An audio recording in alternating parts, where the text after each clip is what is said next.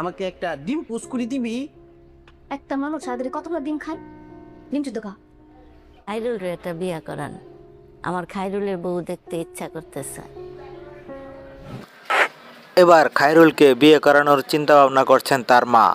সেই কথাই জানালো তার বাবাকে, কিন্তু তার বাবা সেটি শোনার পর অবাক দৃষ্টিতে তাকিয়ে রইল নিপার দিকে। কী ভাবছে তার বাবা?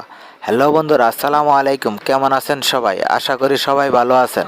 তো সুপ্রিয় ভিউয়ার্স, ইতিমধ্যে আপনারা দেনা পাওনা নাটকের 102তম পর্ব দেখে ফেলেছেন এবং অধীর আগ্রহ অপেক্ষায় আছেন 103তম পর্বটি কবে আসবে এবং কী ঘটবে সেই পর্বে।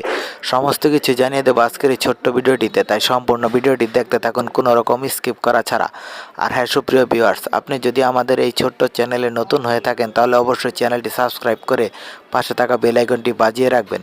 আর কে কোথা হতে ভিডিওটি দেখছেন সেটিও কমেন্ট করে জানাতে ভুলবেন না। আমাদের আগামী ভিডিওতে আপনাদের নামগুলো কমেন্ট সহ পড়ে শোনানো হবে। তো সুপ্রিয় ভিউয়ার্স, আমাদের গত ভিডিওতে কমেন্ট করেছিলেন কিশোরগঞ্জ থেকে তানিয়া তানহা, নারায়ণগঞ্জ থেকে সুমাইয়া, ঢাকা থেকে রাশেদুল, সৌদি আরব থেকে আনোয়ার, মালয়েশিয়া থেকে আজমল, ঝিনাইদহ থেকে সুহাগ। আপনাদের সকলকে অসংখ্য ধন্যবাদ। তো সুপ্রিয় ভিউয়ার্স, আপনারা কিন্তু দেখতে পেয়েছেন দেনা পাওনা নাটকটি কিন্তু আস্তে আস্তে 102তম পর্ব চলে এসেছে এবং অনেক ঘটনা ঘটে গেছে এই নাটকটিতে এবং এর চেয়েও আরও ধামাকাদার ঘটনা সামনে হতে চলেছে।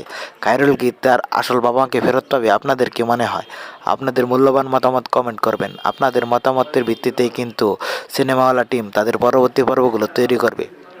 তো সুপ্রিয় ভিউয়ার্স, এই নাটকের পরবর্তী 103 নম্বর পর্বটি দেখার জন্য আপনাদের কিন্তু আর বেশিক্ষণ ধৈর্য ধরে রাখতে হবে না।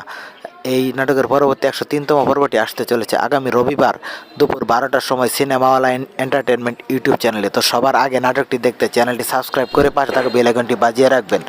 তো সুপ্রিয় ভিউয়ার্স, নিয়মিত নতুন নাটকের আপডেট পেতে আমাদের এই ছোট্ট চ্যানেলটিও সাবস্ক্রাইব করে পাশে থাকা বেল আইকনটি বাজিয়ে রাখতে ভুলবেন না। তো আবারও দেখা হবে নতুন কোনো নাটকের নতুন কোনো আপডেট নিয়ে। সেই পর্যন্ত সকলে ভালো থাকবেন, সুস্থ থাকবেন। আল্লাহ হাফেজ।